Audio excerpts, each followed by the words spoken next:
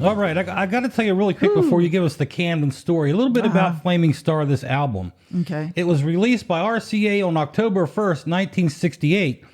It spent 5 months available only at select retail stores that featured Singer sewing machines. Oh, okay. Yeah, and it was tied in with the NBC special, which also came out that year.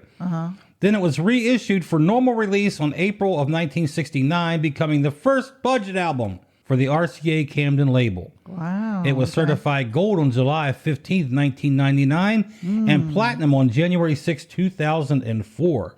So with that being told, give us a little insight onto this whole Camden Pickwick thing. So RCA Camden was a budget record label of RCA Victor. It was originally created in 1953 to reissue recordings from the 78s. That's what its purpose was. Right. The label was named Camden after Camden, New Jersey. I did not know that, but Makes this is where sense. the factories and the studios of RCA Victor and its predecessor, Victor Talkie Machine Company, had been located since 1901. Did you know that? No, I didn't. In the mid-1950s, Camden began releasing some rhythm and blues, later pop, country, rock and roll recordings. But from 68 to 75, Camden issued a series of Elvis compilations.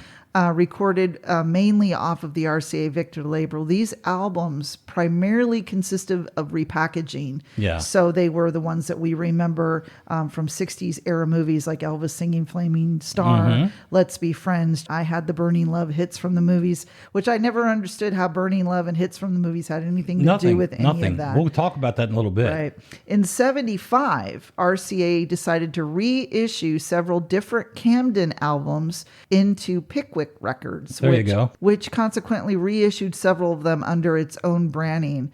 After Elvis's death in 77, the demand for the recording skyrocketed, so they used that as another way to get more out there through another release. Okay. Camden label continued well and was very active in the UK, Canada, Australia, and several other countries as early as 2000. So that's interesting. Very interesting.